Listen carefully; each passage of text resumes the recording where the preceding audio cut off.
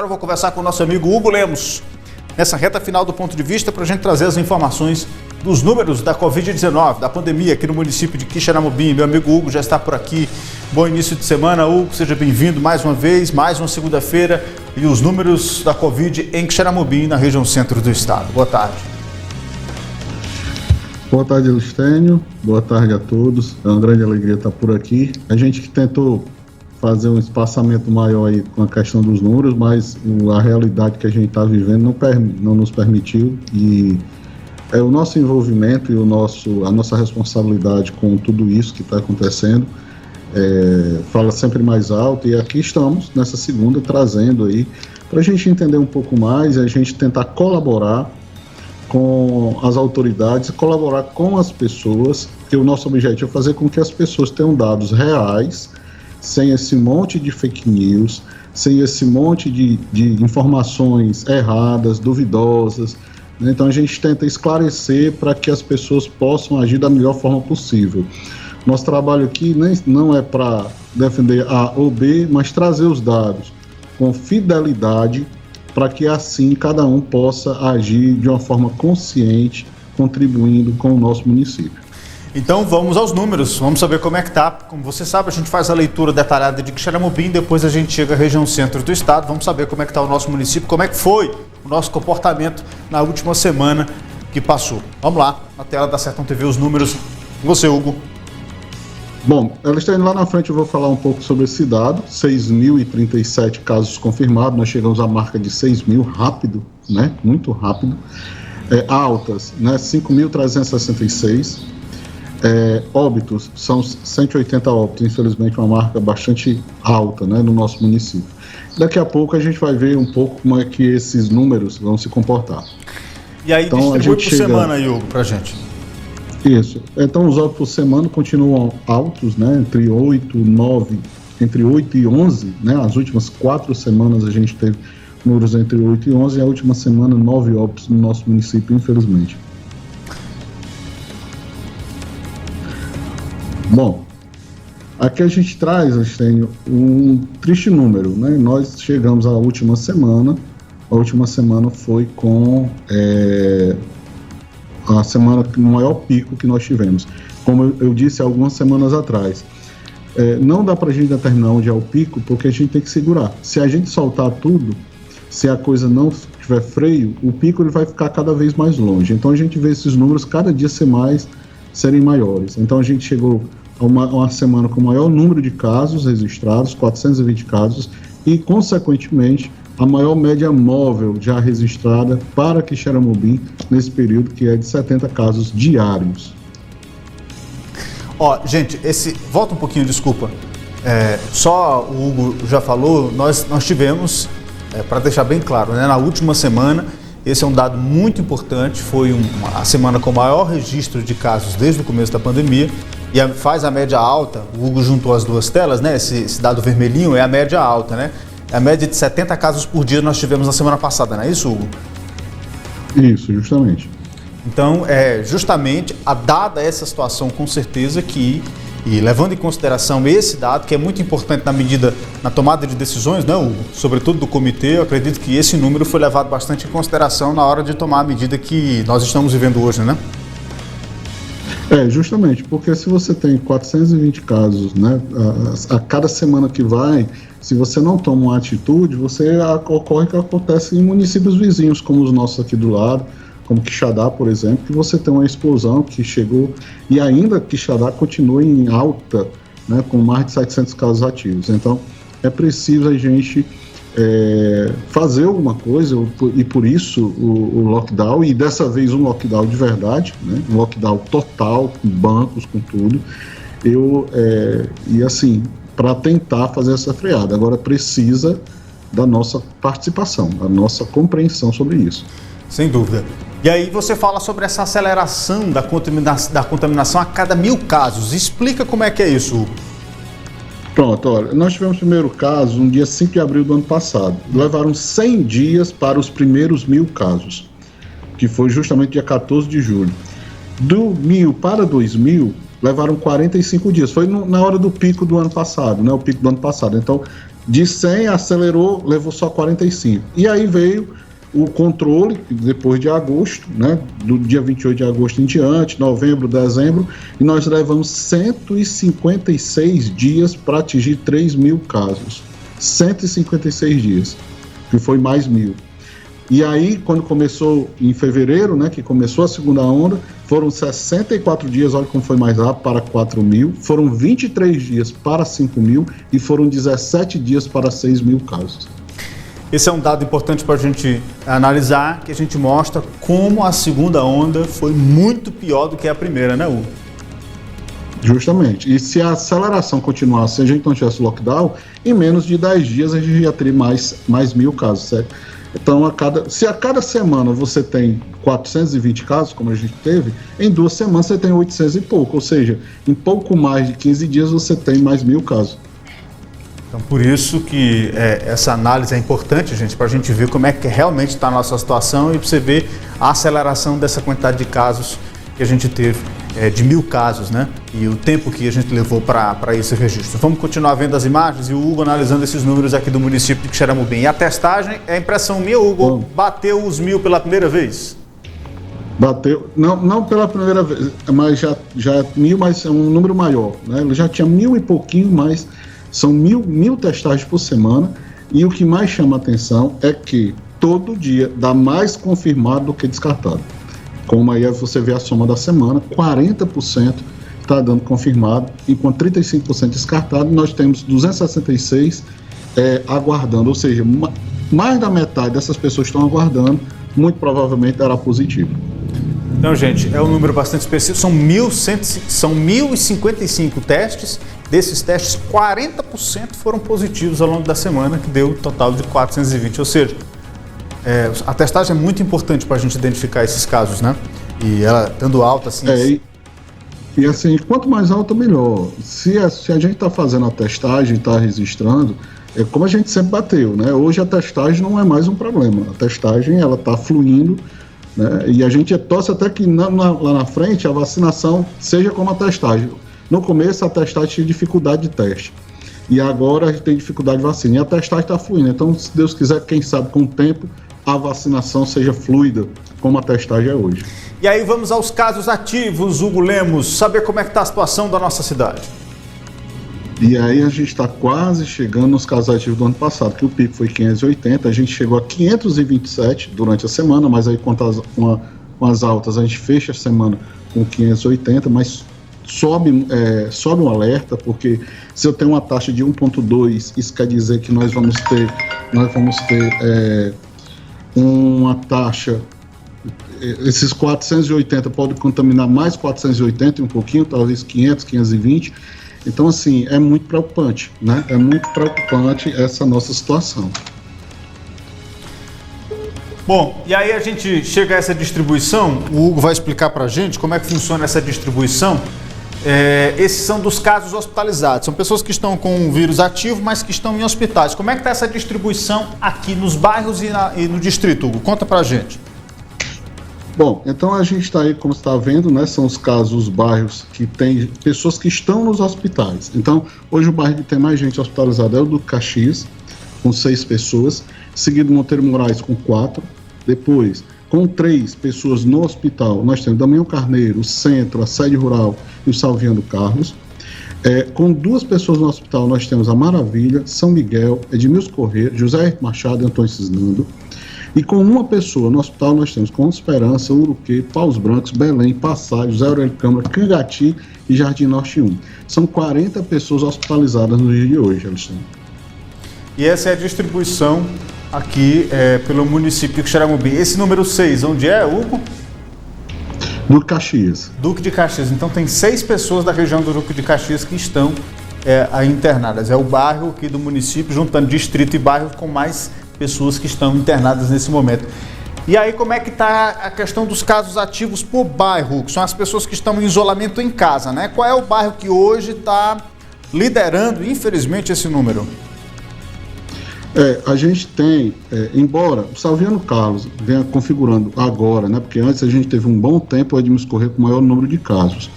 Isso não quer dizer que o Edmilson Correia diminuiu a quantidade de casos, pelo contrário, são números muito altos ainda. Então são 57 no Salviano Carlos, que antes não era o Edmilson Correia, o maior número, mas o número do Edmilson é maior do que o da semana passada, então para depois o pessoal do Edmilson Correia, a gente não é mais o bairro com o maior número de casos. Não é, mas ainda continua crescendo o número de casos no Edmilson Correia, com Esperança, que ainda preocupa muito, 45, 143, Monteiro de Moraes 36, José Machado 33, Duque Caxias 26, Maravilha 24, Antônio Cisnando 18, Jaime Lopes 13, Depósito 10, com 4, José Aurélio Campos Jardim Norte 2, Sabonete Jardim Norte 1 com 3 e Vila Betânia com 2. Eu vejo esse número com muita preocupação, que é o Salviano Carlos liderando com 57, passou o Edmilson Correia, e Salviano Carlos é a Grande Pompeia. Eu gosto de chamar de Grande Pompeia, por quê? Porque ele compreende alguns bairros importantes. Por exemplo, você tem um Mutirão, você tem um pedaço do alto da colina por ali, tem a Pompeia ali mais perto da pista, tem a Pompeia mais para o lado ali, dividindo já com o Edmilson Duarte, com o bairro Zé Ayrton Machado, que é o famoso bairro da rodoviária, ou seja, é a Grande Pompeia que passa a liderar esses casos ativos aqui no município e que carece dessa atenção, né? São 57 casos ativos lá e 50 no bairro Edmilson Correia, né? Justamente. Então, assim, são 100 casos só aí nesses dois bairros, né? Só aí nesses dois bairros, né? São 107 casos só nesses dois bairros. Então, chama a atenção, você que mora na Grande Pompeia, né? Vamos cumprir esse isolamento, gente. Vamos atender essa semana, vamos fazer de tudo, vamos fazer a nossa parte essa semana para esses números caírem, para a gente se livrar de toda essa situação. Ou pelo menos atenuar toda essa situação que nós estamos vivendo. Vamos continuar vendo os números, então a distribuição aí dos bairros pra gente. Vamos chegar aos nossos distritos. E Zona Rural, Hugo, como é que tá, hein?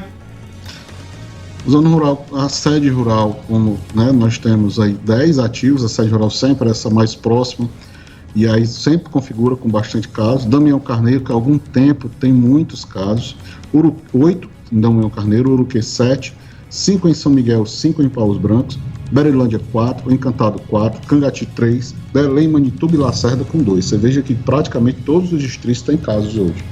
É por isso que a gente fica muito preocupado com essa situação desse movimento, sobretudo nesse momento de isolamento, né? Do sertão, aliás, da cidade para o sertão, né? É bom evitar nesse momento, né? A grande questão, Alexandre, é usar o bom senso. Às vezes as pessoas ficam com um negócio, rapaz, mas eu vou só ali, ou eu vou só não sei o quê. E aí você torna a coisa muito subjetiva. Esse só ou esse ali é que dificulta a situação. Então, vamos colaborar um pouco mais. Se a gente puder colaborar, segurar um pouco mais. 10, 15 dias que a gente se segure um pouco, a gente tem o resto da vida para poder fazer. Fica aí uma parte das pessoas batendo, então tá olhando o direito de ir e vir. Não é o direito de ir e vir, é o direito um pouco mais de segurança, um pouco mais, enfim. Porque se a Covid chegar, a gente não evita, entendeu? Então, é muito complicado. Então, tem que ter cuidado no interior, tem que evitar. Eu sei que não é bom, eu sei que não é ruim, mas também é por um momento, né? Rápido, no instante passa. É isso aí. Bom, vamos continuar vendo os números. E aí, os leitos... toda semana a mesma coisa, mesma análise, né, Hugo? É a mesma análise, né? Continua a situação delicada, né? Filas, pessoas ainda óbito porque não tem, a medicação é escassa, né? Como a gente viu as autoridades de saúde dizer, não é questão nem de faltar recurso, falta laboratório que entregue o medicamento, porque não tem produção, né? A demanda está muito grande no país todo. Enfim, essas são as realidades, né? Hugo, desse número que você está mostrando aqui para a gente, eu só olho ali para o Pontes Neto, vejo 47% de ocupação, deu uma subida na ocupação lá e também na UPA, né? Mas é como a gente sempre diz, esse número ele nunca é estático, né? Porque ele tem uma dinâmica muito grande. Então, a pessoa às vezes está no Pontes Neto, aí é transferida para o hospital regional, porque lá tem uma seguridade maior, porque ele já está mais próximo, já, né, dentro da UTI, já tem uma UTI que muitas vezes precise, né? E a UPA, ela é a porta de entrada, como eu sempre digo, né? O paciente está na UPA, ele está lá para ser transferido para um hospital. Não é para o paciente ficar muito tempo na UPA, ele é apenas ali para ele entrar no sistema de saúde. É a porta de entrada. De lá, ou ele vai para o Pontes Neto, ou vai para as enfermarias do Hospital Regional do Sertão Central, e se precisar vai estar ali, se houver também, né, a disponibilidade da UTI no momento. Bom, vamos chegar... Como a UPA diz, o atendimento é de urgência, né? Então Exatamente. ali é para ter um oxigênio, ter um elmo, já que atende a pessoa ali, a pessoa já entra ali no oxigênio, enquanto um leito de hospital é providenciado. A gente chega à taxa de mortalidade na região do Sertão Central e a situação não está fácil, não só no Quixeramobim, não. A região inteira está passando uma situação complicada, né? E a gente até ampliou um pouco os municípios para pegar toda a região de saúde, né? Inserimos alguns outros municípios para a gente ver que a situação não é interessante. Se eu não, salvo me engano, são 8 ou são 9 municípios que estão em lockdown no Sertão Central. O governador está chamando atenção para isso e a gente tem uma situação muito delicada, né? Você vê que praticamente todos os municípios registram óbitos e é muito difícil. E todos os municípios estão com as suas unidades de saúde operando em lotação máxima. Então, nós temos Quixeramobim liderando com 180 óbitos, são 9 óbitos na semana. Canindé com 158, são 10 óbitos só essa semana. Quixadá com 145, 7 essa semana. Boa Viagem 86 com 7 essa semana. Pedra Branca com 52, 1 essa semana. Senador Pompeu com 44, 1 essa semana. Itatira com 37 no total, não houve óbito. Madalena, 1 óbito essa semana, 31 no total. Solonópolis, que é um município novo que a gente está acompanhando, 28 óbitos. Ibicuitinga, 19, 4 óbitos essa semana. Banabuiú, 13 óbitos, 2 essa semana. Choró, 12 óbitos, nenhum essa semana. Ibaretama, 10 óbitos, 3 essa semana. E deputado Irapurão Pinheiro, com 10 óbitos, não teve essa semana. Ô Hugo, desses municípios que você listou aí, eu só não sei como é que está a situação de Boa Viagem, Pedra Branca, Itatira, Ibicuitinga, Irapuã Pinheiro. O resto, meu filho, está tudo em lockdown, viu? Pois é. Então, porque a situação da região é difícil. A gente tem que entender que se não frear, não tem quem controle. A grande questão é essa. Vamos chegar aos casos ativos essa semana nos municípios da região centro do estado, girando as imagens da tela para você. O Hugo traz para a gente. Então, a gente teve o município com mais casos, Quixeramobim, 420, Quixadá, 380, olha que Quixadá ainda tem números muito altos. Canindé, 233, Senador Pompeu, 160, Banabuiú, 152, Banabuiú decretou lockdown total também, né? Boa Viagem, 119, Ibicuitinga, 108, tamanho de Ibicuitinga, com um pouco mais de 19 mil habitantes, 108 casos ativos nessa semana. Choró, 75, deputado Irapuã Pinheiro, 57, Itatira, 51, Pedra Branca, 45, Ibaretama, 41, Solonópolis, 36 e Madalena, 21. Esse é o resultado da nossa região. E aí a gente chega ao mapinha, vamos ver quem sobe, quem desce. Ixi, Hugo, tá tudo vermelho, tudo amarelo. O negócio não tá fácil, não. Parece que nem o matuto. Se espremer, sai sangue. Não é, rapaz, que coisa. Então, assim, são números muito altos. Quem está em estabilidade está em tendência de alta. E o único município em queda é Madalena. O único município em queda, um único. O restante em estabilidade, Canindé, Boa Viagem, Quixadá, com números absurdos. Boa Viagem 450, Quixadá que sai 145 e Canindé que sai 114. E em alta a gente tem Pedra Branca, Senador, Irapuã Pinheiro, Solonópolis, Banabuiú, Quixeramobim, Ibicuitinga, Ibaretama, Choró e Itatira. Com números muito altos, todos. Se você vê, todos os municípios têm números muito altos. É uma situação bastante delicada, gente. Vamos... Além de ver a nossa região, vamos agora ver como é que está. Esse é o mapa que eu mais gosto de ver. Quanto mais verde, melhor, Lemos.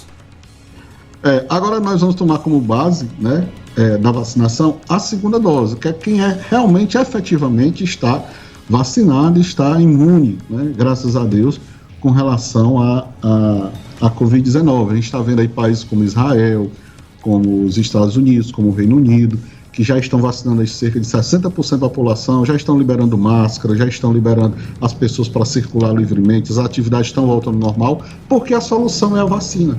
Não adianta tema de remédio, isso aqui outro, a solução é a vacina. E vale quem? Quem está com a segunda dose. Então a gente tem um município que está com segunda dose, tem mais vacinado, é Solonópolis, seguido de Irapuã Pinheiro, seguido de Senador Pompeu, seguido de Quixeramobim e depois Canindé. Os outros estão ali, as porcentagens a gente está divulgando, mas esses são os 5 destaques, né, os 5 municípios de destaque que têm mais vacinado a sua população até a segunda dose, que é o que realmente vai garantir a imunização. Bom, esses são os números da vacinação aqui na região centro do estado. Vamos torcer, o Lemos, vamos torcer que apareça vacina, né, meu filho? Porque essa situação só vai, embora a gente tome todos esses cuidados, mas não tem um caminho que não seja a vacina. Eu fico muito triste quando eu vejo, vai demorar insumo vindo da China, vai demorar a vir insumo não sei da onde, vai não sei o quê.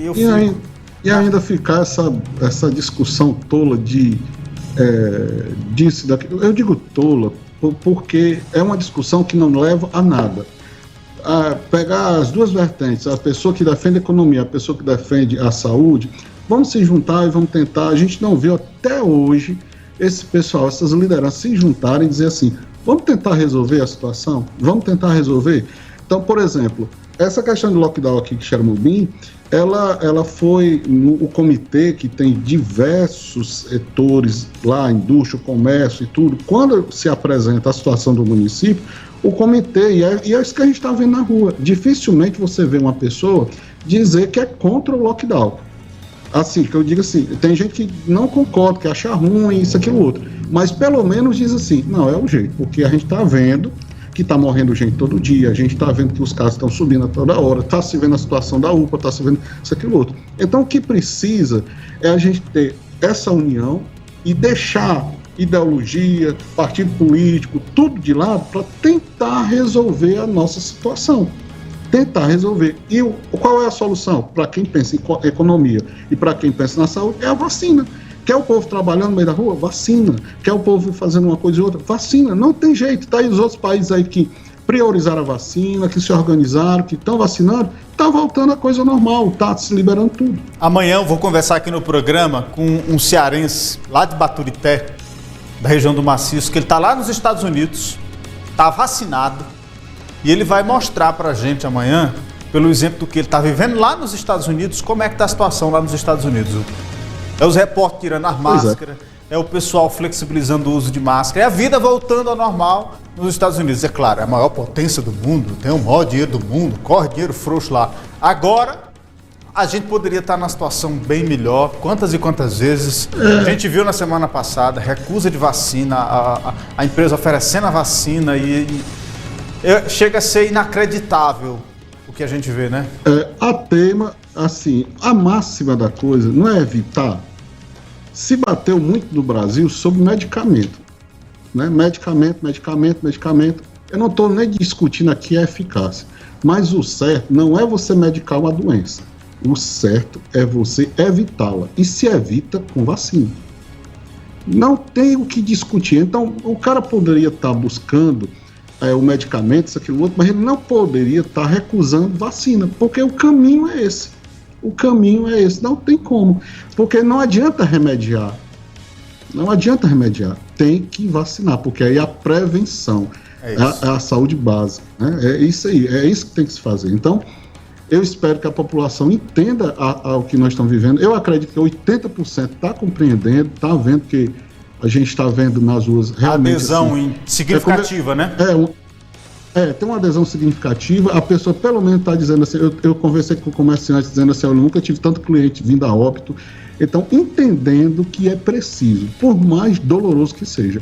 Agora, grande parte da população está fazendo a sua parte, né? Então, a gente precisa também...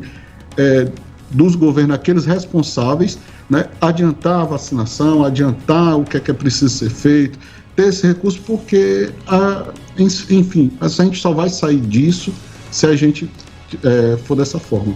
Tem uma Sputnik que foi negada pela Anvisa, não entendo particularmente, é uma opinião pessoal, se aceita em 64 países e o Brasil enganchou, e era uma opção, eram 8 milhões de vacinas, né, a Pfizer que vem aí com tudo, e se Deus quiser, em setembro, agosto, setembro, chegar a Moderna, que vai ser a grande vacina, que é uma dose só, e aí, se Deus quiser, a gente possa ter. Mas a gente vê, assim, o Brasil andando para trás, né?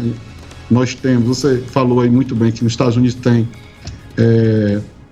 muito dinheiro, isso, aquilo, outro, mas eu acho que faltou, que o Brasil não foi dinheiro, não, foi articulação, foi muita coisa, né? Nós temos 2 fábricas de vacina, 2. Qual é o país e pode ter 2 fábricas de vacina, né? Um país que teve 2 órgãos, como o Butantan, como a Fiocruz, ligados a grandes laboratórios mundiais, então a gente podia estar muito à frente. A gente estava podendo fornecer para a América Latina, fornecer para a África, mas enfim. Exatamente. Rapidinho, para a gente finalizar aqui o nosso programa, eu não posso esquecer, rapidinho mesmo, enquanto o Alisson prepara as últimas imagens, para a gente mostrar um pouquinho também dessas imagens da Avenida Geraldo Bizarria, dos comércios fechados, esse momento de isolamento social que nós estamos passando para a gente fechar o nosso programa. Mas deixa eu compartilhar com você, olha, está na pauta aí, Alisson, já disponibilizei. O Ceará está desenvolvendo uma vacina. A UES, a Universidade Estadual do Ceará, está desenvolvendo uma vacina contra a Covid-19. Essa semana eu quero ouvir alguém da UES para falar um pouquinho sobre esse estudo que é tão importante, tão significativo para a relevância do contexto que nós estamos vivendo, sobretudo do investimento em ciência e tecnologia. E aqui no estado do Ceará tem uma vacina sendo produzida contra a Covid-19. E aí eu achei super interessante, eu fiz isso no Instagram, para a gente encerrar com bom humor. O jornal Jangadeiro, da TV Jangadeiro, fez uma enquete no Instagram, perguntando aos cearenses qual a sugestão de nome que os cearenses dariam para a vacina do estado do Ceará. Eu fiz esse print e aí eu achei super interessante. Eles fizeram esse print, ó, dando a fonte aqui, tá? Foi o jornal Jangadeiro que fez isso, tá? Aí eles perguntaram: que nome você sugere para a vacina cearense contra a Covid-19? Olha as sugestões. Segura, Hugo. Papocavac, Calangovac, Valhavac, Rapaduravac, Patoravac, Covaia Yei, Rochedavac, Cearavac, Parajanavac, Arrochavac. Essa eu achei sensacional. Cuscuzeneca, Arrieguavac, essa outra, Chibatavac, Farofavac e Yeivac. O cearense é um negócio fora do comum, né não, Hugo? Rapaz, é demais. A gente tem que ser estudado pela NASA, porque a situação não é fácil não. Para aguentar o cearense, não é à toa que as maiores aprovações do ITA, do IME, vem aqui do Ceará. Você gostou do Cuscuzeneca? Eu gostei da Cuscuzeneca, agora eu queria mesmo a Papocavac. Papocavac é sensacional, né? Alô, Wes, por favor, façam um pedido aos cearenses e sugiram nomes da vacina. Papocavac e Cuscuzeneca, eu achei sensacional. Valeu, Hugo! Qualquer coisa a gente volta ao longo da semana, na próxima segunda-feira. Um grande abraço. Unimed Ceará, cuidar de você. Esse é o plano. Supermercado JV, uma economia para você. Essa é a Cocalc, uma empresa da gente. BrisaNet, levando o mundo até você.